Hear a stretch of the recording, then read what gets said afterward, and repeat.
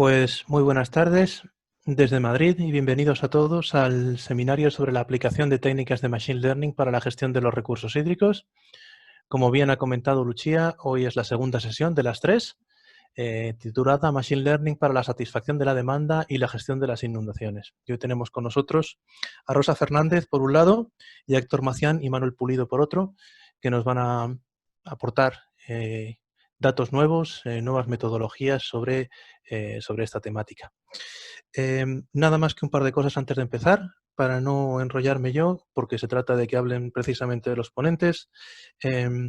Dar las gracias a la Fundación Botín por organizar estos encuentros y también al CEIGRAM y a la Cátedra UNESCO de la Universidad Complutense de Tecnologías Apropiadas para el Desarrollo Humano, que son las entidades que están detrás de, bueno, pues de esta iniciativa.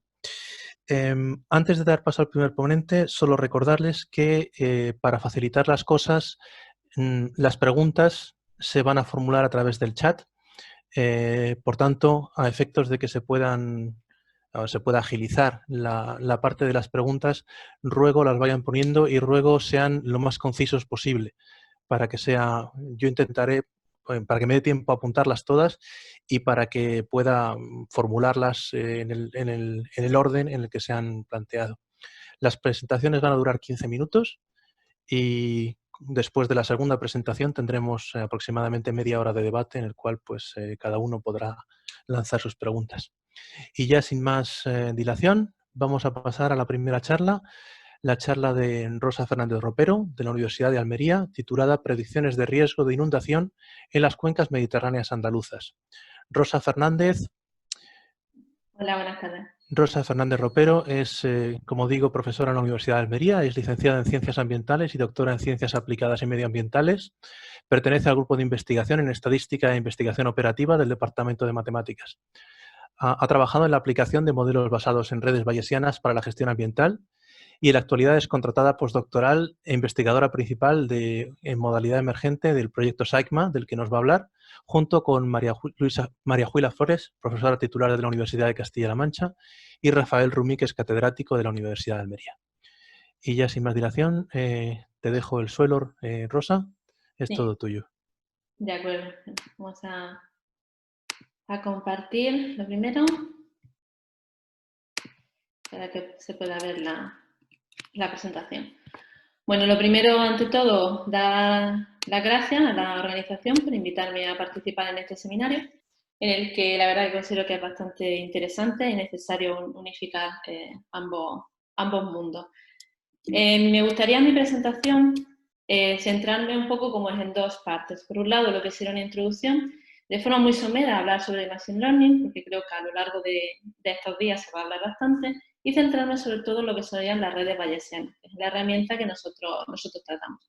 Y después pasar a hablar de lo que es el proyecto SAICMA, que estamos, como bien habéis comentado, haciendo actualmente.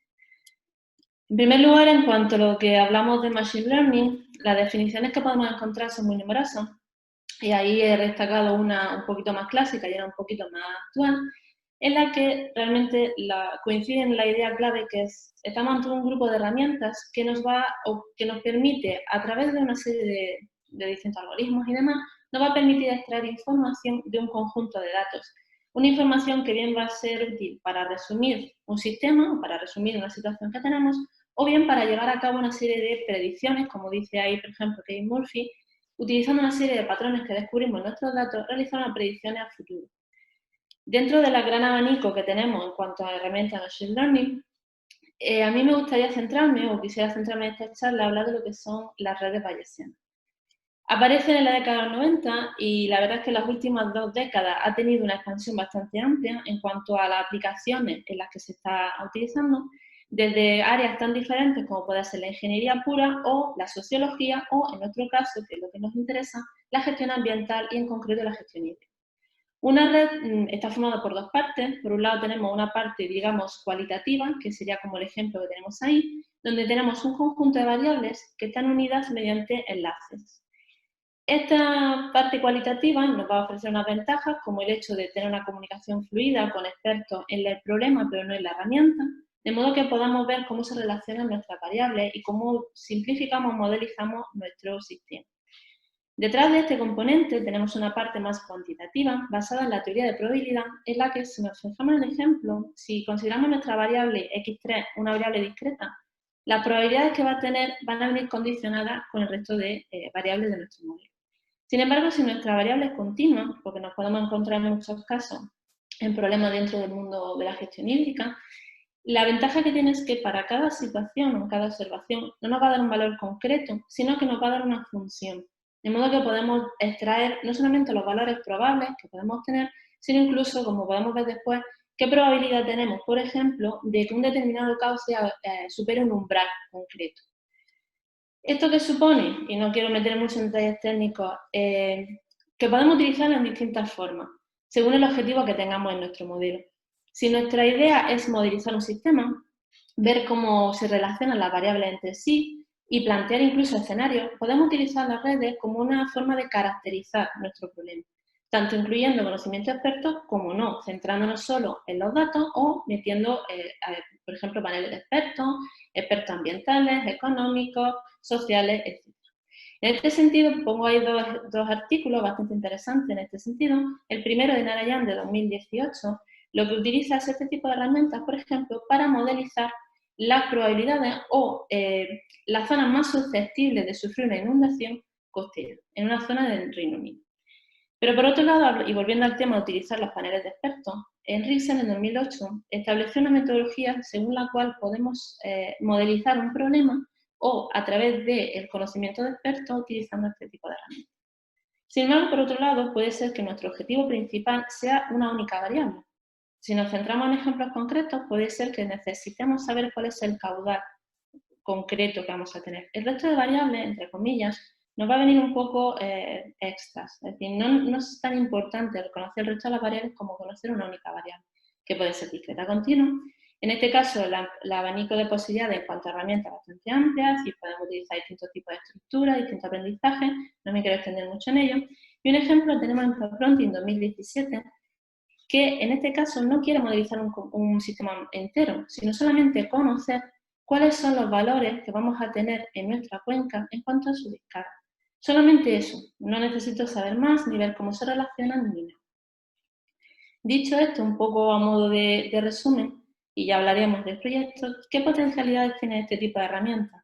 La gran versatilidad que tiene, podemos encontrarnos con que tenemos datos, todas nuestras variables discretas, todas nuestras variables continuas, o que tengamos una mezcla de variables discretas y variables continuas.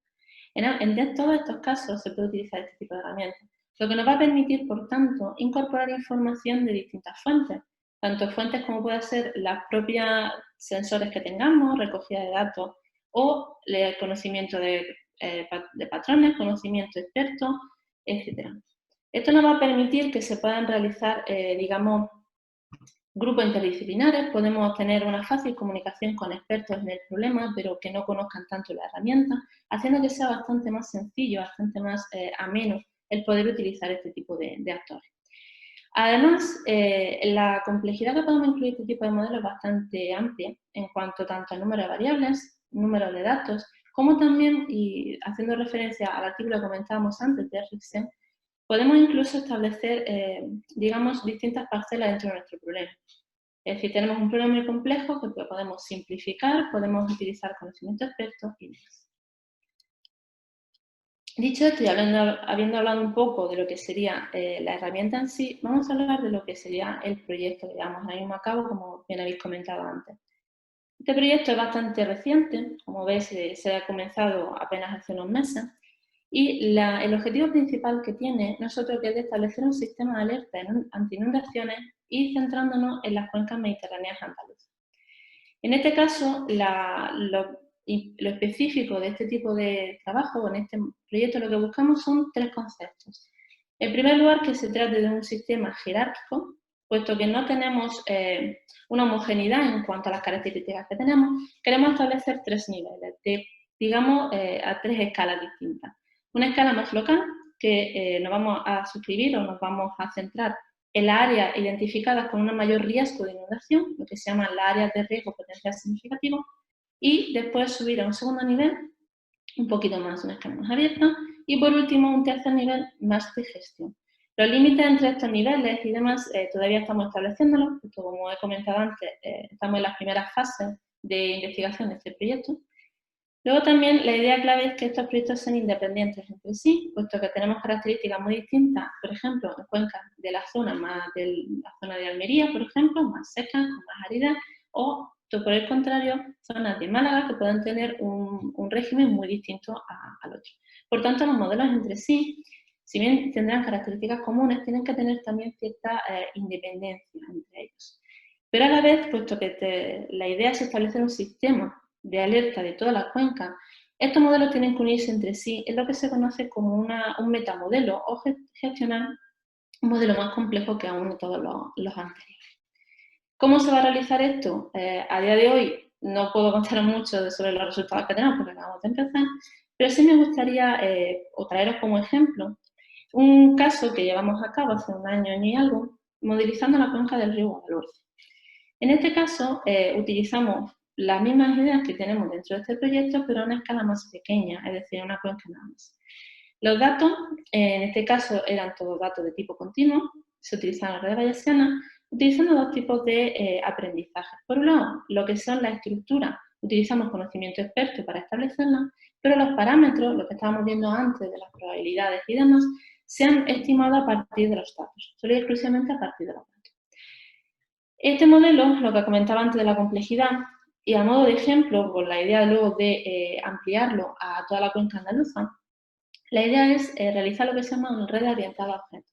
Es decir, toda nuestra complejidad, todo este sistema que tenemos, sea parcelado en unidades más pequeñas. En el caso de la figura que tenéis ahí, para la cuenca de Guadalhorce, como veis, hay 5 unidades diferentes. Cada una de estas unidades se ha modelizado de forma independiente y posteriormente se ha, digamos, unificado para poder llevar a cabo una gestión completa de la cuenca entera. A nivel de resultados, digamos, os pongo un ejemplo de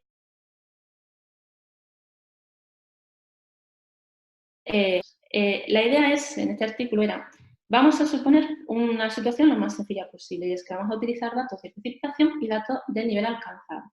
Evidentemente, los problemas son mucho más complejos, van a tener mayor cantidad de variables, pero como punto de partida establecimos esa situación. ¿Qué ocurre en un evento de lluvia determinado? Que es el modelizado en esta figura. En la figura de arriba, lo que tenemos representado es en negro el valor real que alcanza nuestro río y en rojo lo que se predice por el modelo. ¿Qué ocurre? Que cuando tú tienes variables continuas, en este caso, para una hora determinada, no te va a dar el valor que va a alcanzar el río, te va a dar una función. Una función en la que tú puedes establecer qué necesitas. En otro caso, lo que obtuvimos fue el valor más probable. Pero de igual manera, como nos gustaría implementar en estos casos, es no ver un valor concreto, sino ver un rango de valores. ¿Cuál es el rango más probable? De 0,3 a 0,5, metro a 2 metros, y cuál es el rango de valores más probable. Y también, de cara a un sistema de alerta, la idea sería, realmente no me interesa tanto lo que pueda crecer o no, sino si alcanza un umbral. Es decir, en mi caso, este tramo del río va a superar el 1,5 metros, que es lo que yo considero peligroso o lo que yo considero que ya puede dar lugar a un evento de inundación determinado. Esos valores también se pueden obtener. Volviendo un poco al ejemplo que tengo aquí delante, en este caso, como he dicho, la figura de arriba es realmente predicho, y en la figura de abajo lo que se representa es la variación que tenemos en los valores. Es decir, de una hora a la siguiente, cómo ha evolucionado. ¿Aumentado o disminuido en qué porcentaje? Y de nuevo, en negro tendríamos el valor real y el valor predicho en un color rojo. Dicho todo esto, y volviendo un poco al objetivo que sería de la sesión de hoy, la utilización de técnicas de Machine Learning en general, las redes bayesianas en particular, tiene una serie de potencialidades y también una serie de debilidades. En cuanto a las potencialidades, actualmente nos encontramos en una hora de la era de los datos. Ahora se habla de Big Data, que no tiene mucho que ver. La idea es que estas técnicas de Machine Learning nos van a permitir, de un gran volumen de datos, extraer toda la información necesaria, toda la información de una forma bastante eficiente. Lo que conlleva que las aplicaciones o los problemas a los que se pueden aplicar son bastante amplios y bastante extensos. Y como un punto bastante importante es el hecho de que no dependemos de un software concreto o de un software de pago. De hecho, la mayor parte, o casi todos los algoritmos, software y demás que tenemos disponibles suelen ser libres, incluso de código abierto. de modo que tú puedes modificarlo en función de tus necesidades propias. En cuanto a debilidades, y la verdad que seminarios como este, la verdad que ayudan bastante, nos hacen falta no solamente equipos interdisciplinares que aúnen expertos en el problema y expertos en la herramienta, sino incluso profesionales que sean capaces de entender el problema, pero también conocer y entender la herramienta. Y por otro lado, sí que bien es cierto que hay mucha disponibilidad en cuanto a algoritmos, software y demás, pero muchas veces los datos ambientales o los datos naturales son un poquito diferentes, son un poquito a veces difíciles de adaptar. Por ejemplo, no siempre se adaptan los datos ambientales a una distribución normal, un requisito muchas veces en algún algoritmo, alguna herramienta. Por lo tanto, y un poco en colación con la necesidad de expertos multidisciplinares, es necesario adaptar muchas veces las características de estos algoritmos, estas herramientas, a las propias características de los datos en los que trabajan. Y dicho esto, muchas gracias a todos por su atención y quedo a disposición de sus preguntas para después.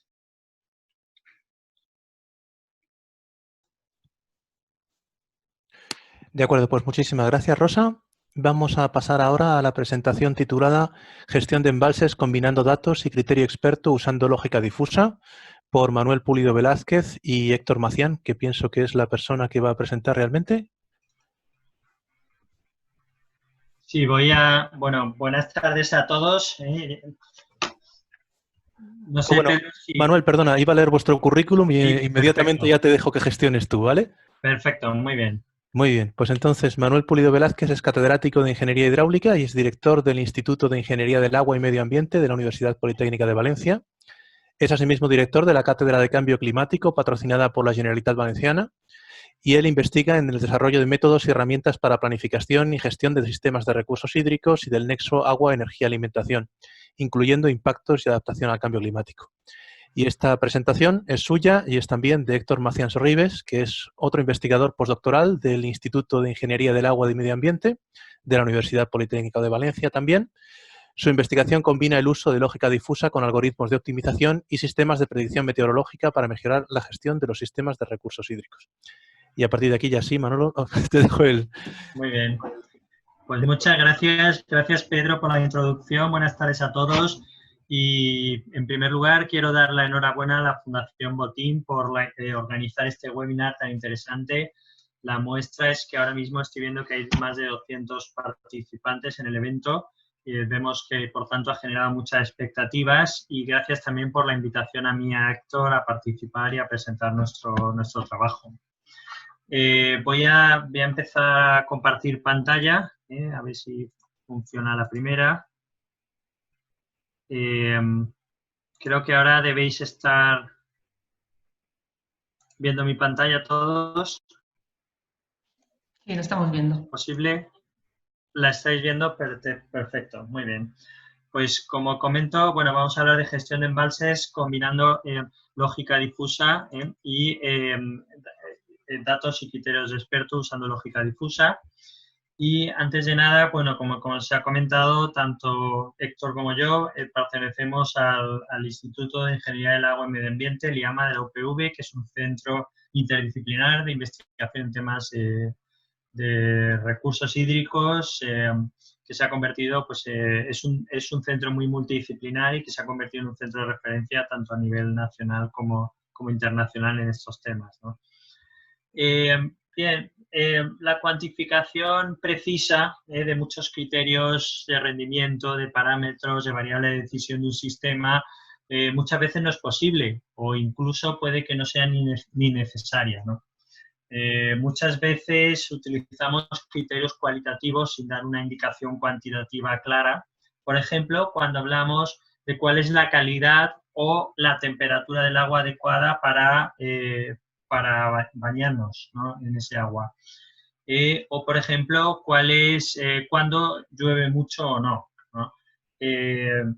A pesar de que son afirmaciones poco precisas, está lloviendo mucho, el agua es adecuada, sin embargo, la información es relevante a pesar de esa imprecisión, ¿no?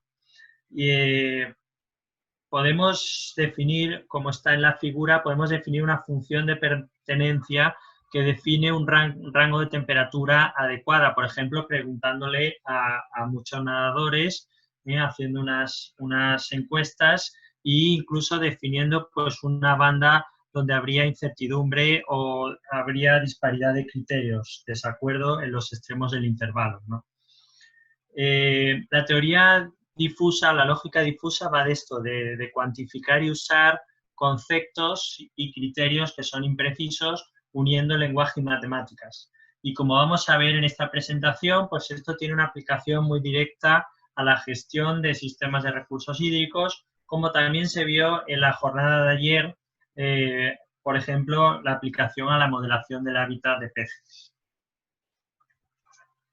Simplemente para situar la técnica de lógica difusa, pertenece a la gran familia de técnicas de Machine Learning o aprendizaje automático, que es un conjunto de técnicas que nos permite la creación de cierto tipo de inteligencia artificial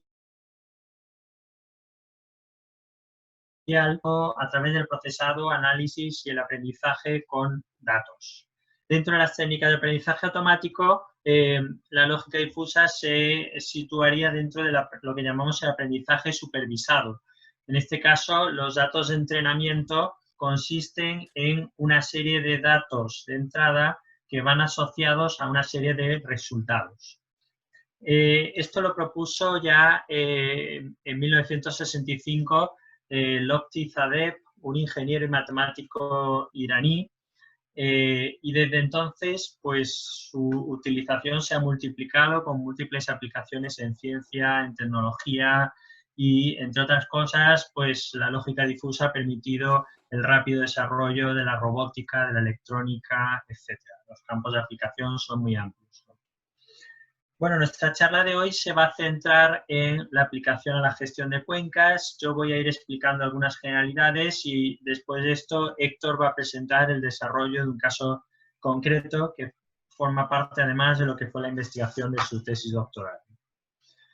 ¿Cuándo se recomienda la teoría difusa? Bueno, pues cuando los conceptos o los límites que vamos a utilizar son imprecisos. Por ejemplo, en la aplicación de la directiva marco, pues hablamos de un buen estado químico y decimos 50 miligramos litro de concentración de nitratos. Si es 49 o si es 51, pues lógicamente estamos dentro de la incertidumbre lógica, ¿no? O si es un lago hipereutrófico o no, etcétera. Por otro lado, cuando no necesitamos precisión, es decir, las sueltas de un embalse probablemente sean las mismas cuando tenemos un volumen de 50 o de 55 millones de metros cúbicos. Por tanto, no se trata de ir a ese número de detalle, ¿no? Y por otro lado, también cuando tenemos una alta incertidumbre, o bien porque hay pocos datos, o incluso no hay datos, o no nos fiamos de los datos que tenemos. Y por último, para aprovechar la experiencia de los expertos, incorporar el criterio de experto en la gestión de sistemas de recursos hídricos. Las ventajas que aporta la lógica difusa es que, en primer lugar, es conceptualmente sencilla porque utiliza conceptos matemáticos muy simples. Casi todos los desarrollos que hemos hecho, en los cálculos y todo, pues muchos los hemos hecho con hoja de cálculo, es decir, son relativamente sencillos de implementar también y de comprender. Es flexible, se puede adaptar a diferentes condiciones sin tener que redefinir el sistema lógico difuso. La lógica difusa es tolerante con datos imprecisos. A mí me gusta decir que la lógica difusa se construye desde la incertidumbre, no contra ella. Esto es una gran novedad que introduce la lógica difusa. El tratamiento de la incertidumbre es muy innovador. Permite modelar funciones no lineales complejas. Permite aprovechar, como he comentado antes, la experiencia de los expertos y es compatible con técnicas de control lógico convencionales. Por último, la lógica difusa se basa en el lenguaje coloquial y el lenguaje coloquial es la base de la comunicación humana y, por tanto, es un método que tiene un mayor grado de cercanía al pensamiento humano, a la forma de pensar de las personas. Bien, vamos a ver cómo funciona la lógica difusa con reglas lógicas muy sencillas aplicadas a la gestión de un embalse. Imaginar un embalse en el que el volumen almacenado lo vamos a dividir en distintos rangos utilizando números difusos asociados a una descripción lingüística. Así veis en la gráfica de volumen, hemos clasificado el volumen de embalse muy bajo, bajo, medio, alto y muy alto, de acuerdo con los expertos. Y lo mismo hemos hecho con las aportaciones al embalse. Entonces, tenemos una serie de reglas donde se dan una serie de combinaciones de situación de volumen almacenado con situación de aportaciones, ¿vale? Todas las combinaciones posibles, ¿vale? Y los datos de entrada van a ser las veces en las que los datos históricos se han presentado estas circunstancias y las decisiones que se han tomado históricamente en la gestión del embalse, las sueltas que se han producido. De esta forma, este sería el esquema, es decir, tenemos unos datos de entrada, en este caso caracterizamos con volumen de embalse y aportaciones, tenemos una serie de salidas asociadas a esos datos, esto lo podemos obtener de datos históricos, también podrían utilizarse algoritmos matemáticos y también criterio de experto, y de hecho en varios ejemplos lo hemos hecho así, le hemos preguntado a los expertos qué decisión tomarían en este caso. A partir de ahí, con esto, vamos a entrenar el sistema lógico difuso y vamos a validarlo con otros datos adicionales. Voy a presentar muy rápidamente 3 ejemplos para que luego Héctor detalle uno más completo. El primer ejemplo fue una aplicación de un sistema lógico difuso de tan solo 25 reglas para la operación del embalse de Beleña que regula el río Sorbe, que es un afluente del Henares, del río Henares. Y tenemos que con solo estas 25 reglas, como podéis ver en la gráfica de arriba a la izquierda, el volumen almacenado se reproduce bastante bien, el volumen histórico en el embalse, y también las sueltas, las decisiones de las sueltas en el embalse. Veis los R cuadrado de 0,90, 0,64, eso para todo el periodo histórico, es decir, de esta forma, con el sistema lógico difuso, somos capaces de reproducir bastante bien la gestión histórica del embalse, a pesar de los cambios que ha habido a lo largo del tiempo, porque el sistema es lo suficientemente flexible, y hablamos a veces de que esto nos permitiría hacer una auditoría de la gestión. Cómo ha ido cambiando históricamente la gestión del embalse y por qué, esto lo podemos identificar muy fácilmente con estas técnicas. Aún más impresionantes son los resultados para este segundo ejemplo, donde aquí sí aumentamos el número de reglas a 300 para la operación de un embalse, en este caso en un afluente del Duero, y vemos que los resultados son muy buenos y estamos hablando de más de 50 años con cambios importantes por medio en la gestión del sistema. Es decir, el sistema lógico difuso es capaz de aprender con todos los datos de entrenamiento que le damos y va a ser capaz de reproducir bien de forma sistemática las decisiones de gestión del embalse, incorporando, por tanto, el criterio experto. Por último, una aplicación que quiero comentar de forma muy breve, es un sistema lógico difuso particular que utilizamos para la corrección de sesgo en el uso de proyecciones de cambio climático local. Esa corrección de sesgo, que muchas veces el método más habitual es el mapeo de cuantiles, pues nosotros hemos comprobado que la lógica difusa es un método también muy flexible y muy adecuado para practicar esa corrección de sesgo para estudios de impacto de cambio climático, por ejemplo, en cuencas. Y con esto, pues le paso la palabra a Héctor, que, como digo, pues va a contar con detalle un ejemplo de gestión de embalses. Y yo cedo la presentación. Dejo de presentar. Ahí. Héctor, cuando quieras. Sí. A ver. Ay, espera, que ahora se ha ido. Bueno, pues en la gestión de embalses pues, suele ser un proceso muy complejo pues, por diversas características. Bueno, en primer lugar, hay múltiples variables de entrada y de decisión, pues, por ejemplo, las sueltas, los caudales, los suministros, y hay que tenerlos todos en cuenta. Luego tiene restricciones diversas, físicas, legales, ambientales y también debidas a la tradición, que a veces también se puede convertir en una restricción. Y lo que hemos hecho siempre, pues vamos a seguir haciéndolo así. Luego, por múltiples objetivos, pueden ser económicos, medioambientales, de equidad y muchísimos más. Y al final, también hay que tener en cuenta la incertidumbre y el riesgo que lleva asociado, en particular por eventos extremos como pueden ser las sequías y las inundaciones. Por ello es necesario llegar a un compromiso entre todos estos objetivos, respetando las restricciones, los acuerdos que hay tomados o las tradiciones, y también tener en cuenta que estamos en un entorno de alta incertidumbre. Es decir, cuando tomamos una decisión para gestionar un embalse, la tomamos con meses vista, pero no sabemos exactamente qué va a ocurrir en esos meses. Es necesario tomar esa decisión teniendo en cuenta lo que puede ocurrir, que no es seguro. Nosotros vamos a presentar el ejemplo del río Júcar, que mayormente está gestionado por los embalses de Alarcón, Contreras y Tous, y las demandas se hallan. Las de uso superficial que usan agua de los embalses están en la cuenca baja, aguas abajo de Tous, mientras que en la Mancha Oriental tenemos una gran acumulación de demandas, pero en este caso se abastecen mayormente de agua subterránea. En la actualidad del sistema Júcar, los recursos medios y las demandas más o menos están equilibrados. Creo que eran 1.500 y algo hectómetros cúbicos al año, tanto recursos como demandas, es decir, es un sistema muy solicitado. Y además tenemos el caso de que tenemos sequías multianuales. Aquí tenemos el índice estandarizado de precipitación, el SPI, para la serie histórica a partir de 1940 del Júcar, y vemos que hay sequías multianuales, es decir, series de años en los cuales tenemos menos aportación que la media.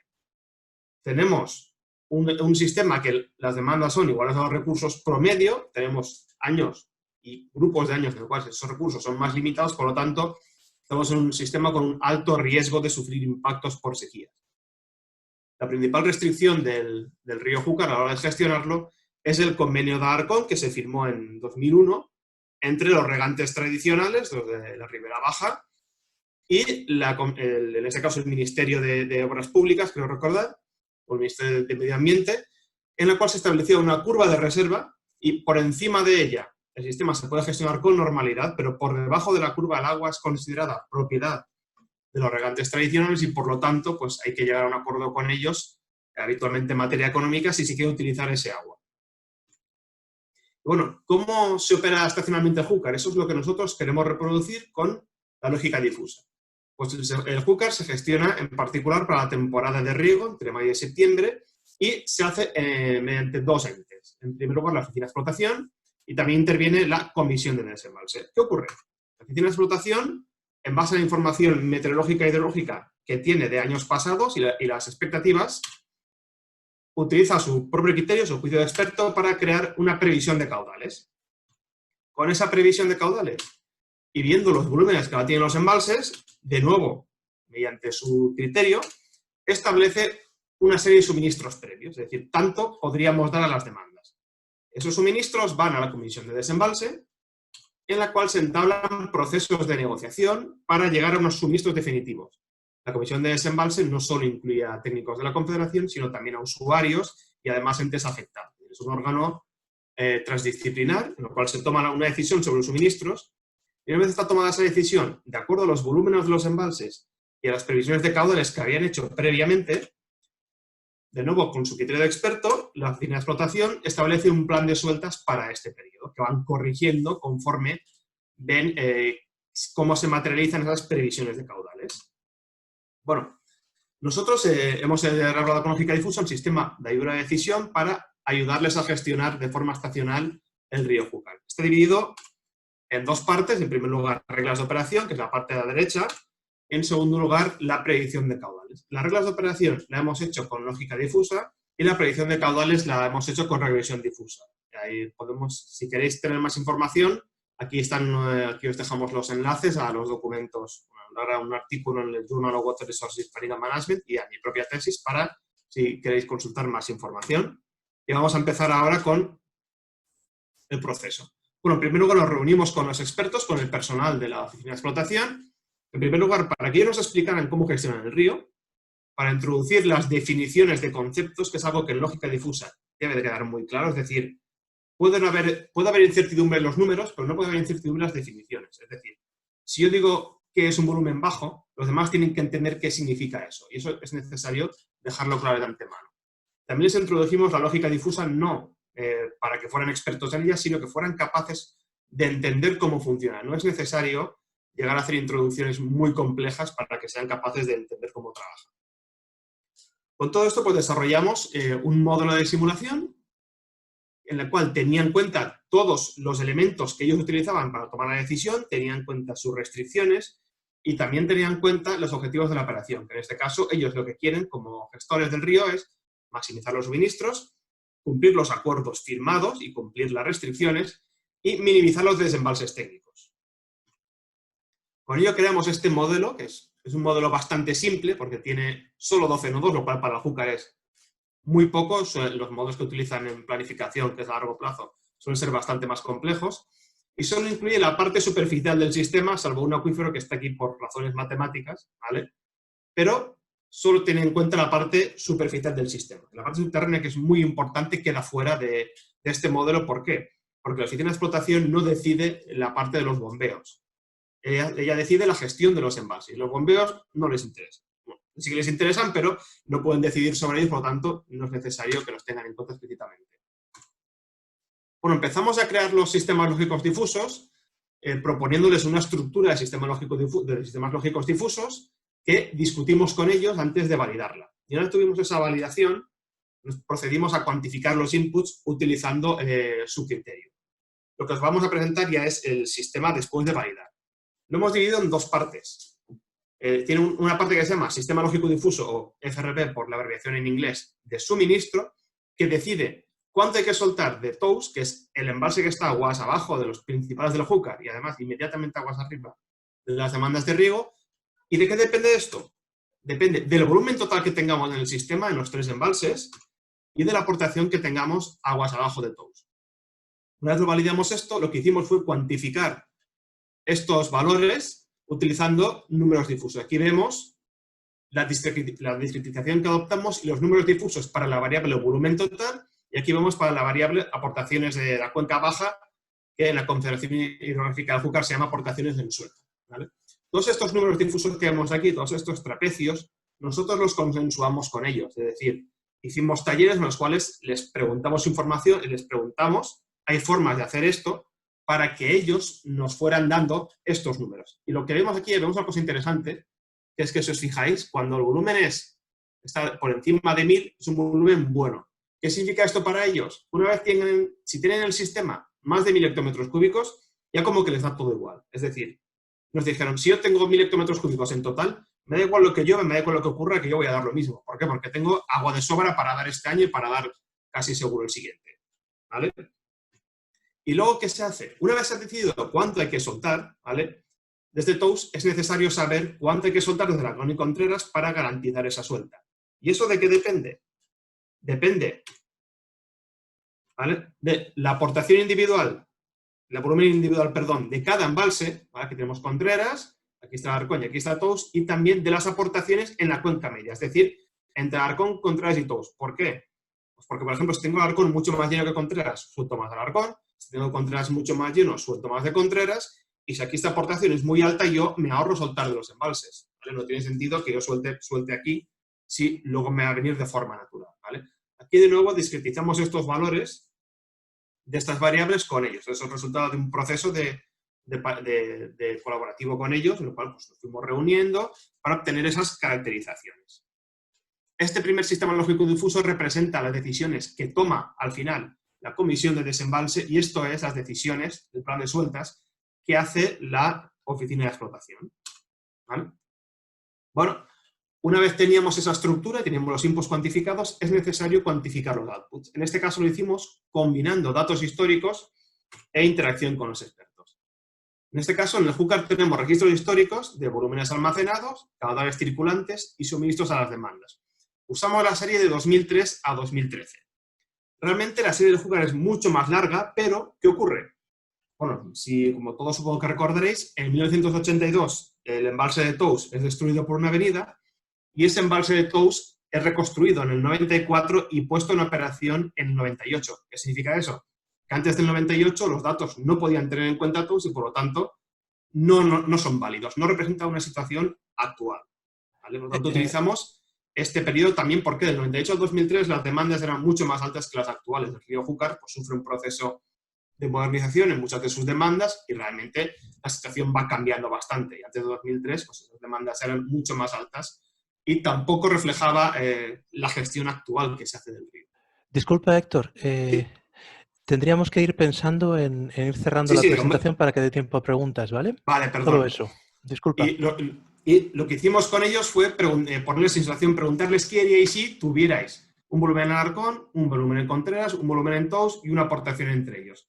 Esto fue lo que les fuimos preguntando, le hicimos esta pregunta múltiples veces, ¿vale? Por ejemplo, 57 veces en total, y cada respuesta que nos daban ellos, que era el porcentaje de sueltas de Alarcón y de Contreras, la íbamos guardando. Y de esta manera teníamos los datos necesarios para introducirlos en los sistemas lógicos difusos. Una vez tuvimos estos sistemas lógicos difusos, utilizamos el modelo para validarlos. Y esto lo hicimos teniendo en cuenta los volúmenes almacenados, que da bastante bien en la mayor parte de los casos. Lo hicimos teniendo en cuenta los caudales circulantes en la cuenca, que en la cuenca alta no daban demasiado bien, pero en la cuenca baja eran muy buenos. Y lo mismo con las demandas. Y aquí en particular la calibración es bastante buena. Es decir, es un modelo que funciona bien. Los sistemas lógicos difusos que hemos creado representan la gestión estacional del río Júcar. La segunda parte lo explico más brevemente, que es simplemente utilizamos una regresión difusa. Primero, en primer lugar, establecimos unas variables dependientes para calcular las aportaciones a Alarcón, a Contreras, la aportación intermedia y la aportación inferior Huensuecoa. Hicimos un análisis de correlaciones sobre una serie de variables candidatas que nos habían dado ellos, ¿vale? Y con estas variables lo que hicimos fue establecer una regresión difusa por subcuenca en la que calculábamos las aportaciones esperables en la temporada de riego en función de lo que había pasado en los meses anteriores. Bueno, no voy a extenderme aquí, la regresión difusa es simplemente una ecuación de regresión, pero cuyos parámetros son números difusos. Está especialmente recomendada cuando hay pocos datos o cuando queremos tener en cuenta la incertidumbre. Y en este caso lo que hicimos fue una regresión lineal difusa utilizando números triangulares. Y aquí son los resultados. La calibramos para las 10 temporadas de riego que teníamos entre 2003 y 2013. ¿Vale? Los últimos dos datos eran para validación. Y lo que vemos aquí es como un corte transversal de los números difusos. Es decir, cuanto más oscura es la zona, mayor confianza se tiene en ese dato. Y lo que podemos ver, comparando la serie histórica con las bandas de color, es que la mayor parte de los datos caen en zonas relativamente oscuras. Es decir, tenemos mucha incertidumbre, porque aquí, por ejemplo, pueden venir entre 200 y 30, hay mucha incertidumbre, obviamente, pero más o menos está dando un buen ajuste teniendo en cuenta las restricciones de datos que tenemos y el proceso. Y todo eso lo unimos en un sistema de ayuda a la decisión. Las características son las que nos sugirieron los gestores de la oficina de explotación. Es decir, ellos querían predecir aportaciones que sugiriera no tomar decisiones de acuerdo a ellas y también predecir las consecuencias de esas decisiones, es decir, qué volúmenes tendrían los embalses. Y también tener en cuenta las aportaciones y estimar cómo afecta esa incertidumbre, las aportaciones, a las decisiones. Esto lo organizamos en dos herramientas. La herramienta de predicción, que predice aportaciones, sugiere decisiones en base a ellas y estima de manera sucinta las consecuencias, y una herramienta de decisión que estima con más precisión las consecuencias de una decisión completa. Esta es la herramienta de predicción. Aquí el usuario que introduce los datos meteorológicos e hidrológicos necesarios para alimentar las regresiones difusas, introduce el estado del sistema al principio de la temporada de riego y la herramienta le dice las aportaciones, y estos son números difusos, ¿vale? Pero aquí lo codificamos con códigos de colores. Cuanto más oscuro es el color, más creíble es el dato, ¿vale? Pero cualquier color entre la banda se podría producir, pero obviamente la confiabilidad pues no es la misma. No es lo mismo que aquí que se produzca una aportación entre 0 y 20 que se produzca una entre 50 y 70. Aquí lo más factible es que la aportación esté entre 50 y 70. Podría ocurrir que fuera casi 0, pero no es lo que dicen los datos. La mayor parte de las observaciones no irían por ahí. Después de las observaciones, estima las decisiones. Aquí de nuevo tenemos las bandas de colores y aquí son las decisiones en el sentido de sueltas desde Alarcón, sueltas desde Contreras y sueltas desde Tous para la próxima temporada de riego. Y esas decisiones las utilizan para hacer una primera estimación de las consecuencias, es decir, qué volúmenes voy a tener al final de la temporada de riego y cuánta agua va a quedar disponible para los regantes. Una vez tenemos esto, ¿qué ocurre? Esto sería lo que iría a la comisión de desembalse para que tomaran una decisión. Creamos la herramienta de decisión para ver más en detalle las consecuencias de una decisión. Aquí automáticamente se transfieren los resultados de la herramienta previa, en el sentido de estado inicial y aportaciones, y aquí el usuario lo que introduce son las decisiones que va a tomar, cuánto hay que soltar de cada uno de los tres embalses y además cuánta agua se va a enviar desde Alarcón para el suministro de Albacete y para la sustitución de bombeos en La Mancha, y te calcula las consecuencias, es decir, qué volumen vamos a tener al final de la temporada de riego, y aquí el cálculo ya es más detallado. ¿Por qué? Porque tenemos una decisión ya tomada y también el agua prevista en la cuenca baja del Júcar para los regantes de agua superficial. Y ya para finalizar, pues concluir que la herramienta co-desarrollada con los gestores tiene en cuenta las características y variables que ellos emplean en la operación estacional del sistema. Lógica difusa, pues a ellos les resultó bastante sencillo de interpretar y resulta cercana a su forma de pensar y actuar en la toma de decisiones. Luego, la herramienta no les ofrece una decisión, sino un rango de posibles decisiones y consecuencias asociadas para que ellos negocien, es decir, les da una serie de alternativas que ellos pueden emplear como puntos de partida para la negociación, ¿vale? Y además ofrece una presentación visual sencilla de manejar y entender por su parte. Y bueno, esto es todo lo que quería contar. Pido disculpas por pasarme del tiempo, ¿vale? Lo siento. Ahora voy a dejar de compartir pantalla, a ver. Muy bien, pues muchas gracias Héctor y Manuel por vuestra presentación. Voy a dar paso a las preguntas. Voy a empezar primero por las preguntas que se habían planteado para Rosa, puesto que ella tiene un compromiso posteriormente y para que dé tiempo a responderlas. De manera que tenía una primera pregunta de Matías. Umbral, profundidad, ¿se obtiene de un modelo hidráulico convencional? Y luego pregunta, ¿cómo se incorpora al modelo de Machine Learning el cambio morfológico del río y, por lo tanto, el cambio en la curva de descarga QH? Vale, gracias por la pregunta. En cuanto al valor umbral, sí. Es decir, realmente se puede obtener un modelo hidráulico de realmente donde se necesite. Nosotros, en el caso del artículo que hemos comentado, no se planteó. En el proyecto sí lo tenemos planteado y tenemos opciones. O bien utilizar algunos modelos o ya hay establecido, sobre todo para áreas identificadas con riesgo de inundación, ya identificados los umbrales a partir de los cuales se establece una alerta. Hablando de 3 niveles, una alerta baja o amarilla, una alerta naranja y una alerta roja. Entonces, posiblemente juguemos con ambos casos.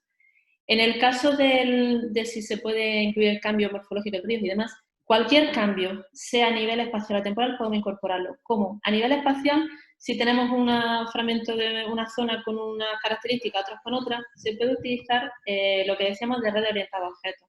Es decir, parcelar todo nuestro sistema en distintas partes.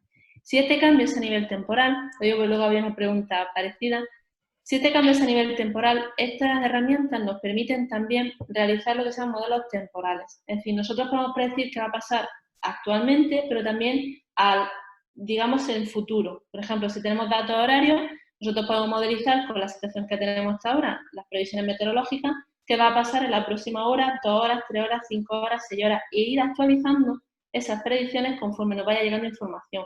Se ha pronosticado una determinada lluvia o un determinado evento tormentoso, conforme pasan las horas tenemos más información y podemos ir actualizando ese tipo de información. De modo que, comentaba antes el tema de los periodos de retorno, también se podría ir modelizando con el tiempo.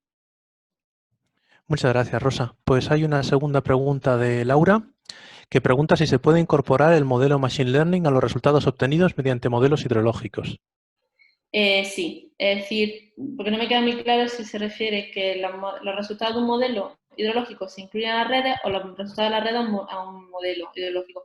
En ambos casos, sí. Es decir, como he comentado en la presentación, las fuentes que puedes utilizar son muy diversas. Puedes utilizar tanto resultados más, digamos, o datos más objetivos, más valores concretos, que incluso valores obtenidos de modelos, valores obtenidos de sensores, expertos y demás. Muy bien. Y Alan te pregunta, ¿qué ventajas ofrecen las redes bayesianas frente a otros algoritmos de Machine Learning como Random Forest? La verdad es que es un poco complicado. Yo, a la hora de comparar herramientas entre sí, yo no creo que sea tanto qué herramienta tiene más ventaja o tiene una o tiene otra, sino también en función del problema que tengamos. Es decir, cuál es el objetivo que tenemos, qué perseguimos y en función de eso cuál es la que mejor se adapta a nuestro problema. Más que decir realmente esta es mejor por esto, esta es mejor por lo otro. En cuanto a ventaja, quizás sí diría el hecho de poder, la parte cualitativa de este tipo de modelos. Es decir, que tú puedas ver cómo se relacionan, digamos, visualmente unas variables con otras, quizás. Pero la verdad que ya te digo, no sabría decirte realmente este sería mejor por esta ventaja o no. Muy bien. Y Carlos te pregunta, ¿cuáles son los datos más importantes que hay que tomar para este modelado de posibles inundaciones? Me imagino que se refiere a este modelado en cuanto al modelo de redes, supongo. En cuanto a las inundaciones, realmente tienes que conocer muy bien tu zona, es decir, qué características tiene, es decir, qué características geológicas, meteorológicas y demás, y sobre todo los eventos que tiene. Son eventos tormentosos muy violentos, como puede ser en las cuencas mediterráneas, que muchas veces no se trata de lluvia a lo mejor muy prolongadas en el tiempo, pero sí un evento muy concreto y muy lluvioso en pocas horas, es decir, realmente sería esa información. Y Héctor Aguilera te hace una que está muy vinculada, creo, a la primera que ha respondido, pero tiene un matiz. ¿Podéis simular periodos de retorno con las redes bayesianas? Sí, ya te digo, sí. En el momento en que tú puedas introducir variables temporales y demás, sí puede ver a tiempo vista, sí puede ver. Muy bien. 2020 te pregunta, ¿qué problemas te presentó el aprendizaje con las redes bayesianas y si has intentado utilizar redes markovianas? Vale, la segunda, la verdad que no, es decir, lo tengo como una cosa pendiente, sí me gustaría introducirla. Y en cuanto a problemas en sí, realmente el problema quizás más importante con el que nos ocupamos al principio fue el hecho de, al principio los algoritmos que se utilizaban en redes bayesianas como modelos híbridos o continuos, tenían como requisito que los datos se ajustaran a una normal, cosa que no siempre se cumple. Pero bueno, eso se ha podido cambiar utilizando otro tipo dentro de la red, otro tipo de aprendizaje de parámetros, que no había problema. Y otro problemilla que sí nos estamos encontrando y que estamos solucionando también de nuevo, cambiando un poco la forma de aprender los parámetros, es el hecho de que tú puedes tener unos datos y te dicen, por ejemplo, el valor más alto que has tenido de lluvia hasta ahora es este, es X. Entonces, tenemos un rango de variables, digamos, de 0 a 50. ¿Qué ocurre si te viene un evento tormentoso y esa variable de lluvia ya no es 50, ya es 80? Se te sale fuera del rango que has aprendido para ese modelo no ha aprendido nunca eso. Pero eso sí lo estamos de nuevo solventando, cambiando la forma de aprender los parámetros. Muy bien. Pues muchas gracias. Y Manuel Argamasilla te pregunta si las redes bayesianas aprenden de una única serie o si son capaces de extraer patrones de otras series explicativas, por ejemplo, para el caso del caudal. Sí se podría hacer sin ningún problema. Vale, bueno, pues tenemos una pregunta que creo que puede ser compartida tanto para ti como para Manuel y para Héctor, y a partir de ahí ya pasamos a ellos y tú te liberas en caso de que lo necesites, ¿vale? Bien, pues pregunta a Casper si la lógica difusa... Ah, no, vale, es que habla de lógica difusa pero luego habla de avenidas, entonces es una pregunta que toca las dos cosas, ¿no? ¿La lógica difusa podría utilizarse para la toma de decisiones en la evaluación de avenidas? Pues queréis empezar vosotros por el tema de lógica difusa. Yo de lógica difusa no soy tan experta, conocedora. A ver, se podría utilizar para hacer esa previsión de caudales de avenidas también y también para predecir en función de cómo venga la avenida qué medidas hay que tomar. Esto hay estudios lo que lo estudió Slobodan Simonovic de cuál puede ser el impacto frente a avenidas y qué decisiones cabría tomar en ese caso. Muy bien. Hay otra pregunta para vosotros, para Héctor y Manuel. Dice, ¿es posible incluir aspectos medioambientales del río aguas abajo en la regla de operación mediante una lógica difusa? Esta la ha respondido Manuel vía chat, pero quizá para que todo el mundo tenga acceso a ello, pues podéis incidir sobre la respuesta.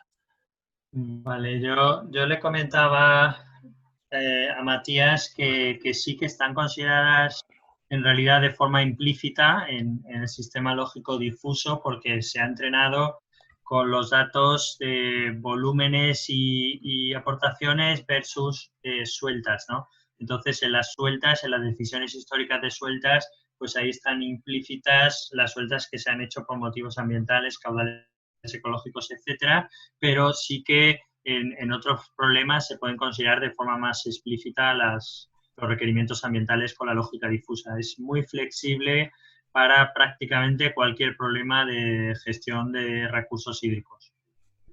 Muy bien. 2020 nos pregunta qué tan difícil fue implementar las reglas difusas y qué datos tenías del embalse. Si pensasteis en la batimetría del embalse también. Bueno, a ver, batimetría, nos dieron curvas de batimetría a la Confederación, ¿vale? Teníamos los datos que tenían ellos, pero a grandes rasgos son los los mismos datos que están en el anuario del CEDEX. Es decir, no teníamos datos privilegiados en cuanto al embalse. Sí que teníamos datos de explotación, que son los que están introducidos en la validación de 2003 a 2013. Ese es el rango de datos que tenía. En cuanto a la consideración de la batimetría, pues no lo tuvimos en cuenta de forma explícita. Sí que es cierto que tuvimos una situación que es que el embalse de Tous es de materiales sueltos y de un día para otro no puede bajar y subir más de 30 centímetros. Eso no lo tuvimos en cuenta explícitamente, pero luego utilizamos las curvas de batimetría que nos dieron y vimos que eso lo cumplía. Perfecto. Jesús Manuel Llorente os pregunta, dice, me ha parecido entender que el convenio de Alarcón garantizaba a los regantes de la zona baja por encima o debajo de una determinada curva, por lo que la Administración debía compensarles económicamente si no disponía del agua demandada. Siendo el agua un bien público y común, ¿cómo puede ser esto posible? Me parece pernicioso. Gracias. Bueno, en primer lugar, disculpa si lo he comentado mal, no es que la Administración tenga que compensar. Quien compensaría son los usuarios a los cuales iría ese agua. Y podríamos estar hablando media hora, ¿vale? Porque el embalse de Alarcón viene de una situación particular, es un embalse pagado por los regantes, ¿vale? Los regantes pagan la construcción del embalse y suscribir un crédito y hasta que no acaban de pagar el crédito, el embalse lo tenía la Confederación, ¿vale? Lo operaba ahí, ¿de acuerdo? ¿Qué ocurre? Cuando dejan de pagar ese crédito, los regantes tienen el derecho de reclamar la gestión del embalse y el convenio de Alarcón, aparte de esa curva, ¿vale? Lo que hace es una contraprestación para que los regantes entreguen la gestión del embalse a la Confederación Hidrográfica del Júcar. Es decir, mediante ese convenio, los regantes entregan la gestión a la Confederación, permiten que la Confederación opere conjuntamente los embalses principales que tienen y esa curva es una curva que es a favor de los riegos tradicionales, que eran los dueños de los que construyeron el embalse y lo pagaron. Es decir, es una situación, no es una situación excepcional en España. Tenemos ejemplos de curvas de reserva a favor de unos usos tradicionales en muchos embalses. Muchas gracias. Quedan dos preguntas. Héctor Aguilera os pregunta si utilizáis algún algoritmo específico para la asignación de reglas de lógica difusa y qué capacidad de adaptación tiene el sistema de lógica difusa frente a cambios en la gestión. Héctor, bueno, adaptación, sí. Bueno, a ver, en cuanto a adaptación de cambios a la gestión, decir que, bueno, si se observan cambios en la gestión, el sistema se puede recalibrar, incluso se puede implementar para que con una herramienta de Machine Learning, como las demás herramientas de Machine Learning, vaya aprendiendo de los datos pasados. Es decir, esto pues puede ser una ventaja importante. En este caso, como ahora que tiene de experto, el cambio se produciría, pues, por ejemplo, imaginar que un experto se jubila, ¿no? O es transferido, pues entonces lo que habría que hacer sería repetir el proceso con los nuevos datos. Y en cuanto al algoritmo específico para la asignación de reglas en lógica difusa, hay un algoritmo llamado el conteo ponderado, Weighted Counting Algorithm, que asigna los datos de cada regla en función de los datos que tenemos, asigna los resultados de cada regla. Este fue el algoritmo que utilizamos, pero es algo muy específico y no considero necesario comentarlo aquí explícitamente. Vale. Me recuerda, Lucía, que se me ha debido pasar una pregunta, así que quedan dos. La que se me había colado es el análisis del embalse de Beleña en el Sorbe mediante lógica difusa, forma parte de algún artículo publicado. Es decir, ¿habéis publicado eso en algún sitio? Está en mi tesina de máster. En una diapositiva había dos enlaces. Uno de ellos es ese enlace era de mi tesis, pero el artículo del Sorbe está en mi tesina, que está depositada en el repositorio RUNET de la Universidad Politécnica de Valencia. Y se puede consultar ahí. ¿Se puede consultar directamente a través de Internet, digamos? Sí, se puede consultar directamente a través de Internet, es público. De acuerdo. Y la última, de Logan. Para Héctor, dice, ¿cuáles serían las principales ventajas del método descrito comparado con metodologías de modelos como Aquatool o SimRisk? Gracias. Bueno, en el caso de Aquatool, yo entiendo que se refiere a SimGES. SimGES es un modelo de planificación, está pensado más a largo plazo, y lo que nosotros hicimos fue para gestión estacional, es decir, no es la misma aplicación ni son las mismas funcionalidades. En cuanto a SimRisk, ventajas e inconvenientes, pues no hay ninguna ventaja ni inconveniente per se, depende de cómo se ajuste. SimRisk es un modelo que utiliza módulos autorregresivos de AR-Warma para predecir futuras aportaciones y en base a ello saca las reglas. Es decir, Aquí las ventajas e inconvenientes dependen de quien vaya a usarlo, que se fíe más. Se fíe de esos algoritmos autorregresivos y de los resultados, o prefiera otro método, o simplemente porque no haya datos para calibrar esos algoritmos autorregresivos. En el caso de regresiones difusas teníamos 10 datos, de los cuales habíamos utilizado 8 para calibración y 2 para validación. Y el resultado es bastante bueno. Para tener solo 10 datos, hay que tener en cuenta. Bueno, yo añadiría, si me permites, Pedro, yo añadiría también claro. Una ventaja importante de la lógica difusa es que nos ha permitido incorporar el criterio de experto en la gestión de embalses. Es decir, al final la lógica difusa lo que está es aprendiendo, entrenándose con los datos históricos, aprendiendo de cómo se ha gestionado el sistema, pero además a través de talleres con los gestores, pues hemos ido incorporando información relevante, criterio de experto, y eso también le ha hecho aprender a ese sistema lógico difuso, incorporar todo ese criterio de experto, embeberlo a la hora de gestionar el sistema. Luego, desde ese punto de vista, la lógica difusa, una de las grandes contribuciones que tiene, aparte de que para trabajar en explotación de un sistema de recursos hídricos se adapta muy bien al concepto de cómo se gestiona el sistema, ¿no? Y es muy sencillo conceptualmente, pues tiene la gran ventaja de la posibilidad de incorporar el criterio experto, ¿no? Perfecto, muchísimas gracias, Manuel. Bueno, pues creo que no se me ha olvidado ninguna pregunta. Si me he equivocado o si se me ha olvidado algo, por favor, decídmelo ya, los que estáis viendo el seminario. Y si no es así, pues simplemente me queda agradecer a los ponentes y a los organizadores de la reunión, del seminario, el esfuerzo y que nos hayan traído hoy pues, sus experiencias personales y sus experiencias investigadoras en este ámbito. Y solo recordaros que mañana es la tercera sesión, titulada Machine Learning para modelizar el efecto de medidas de gestión, que moderará Lucía de Stéfano, con la participación de Carlota Valerio, de José Cecilia y yo mismo.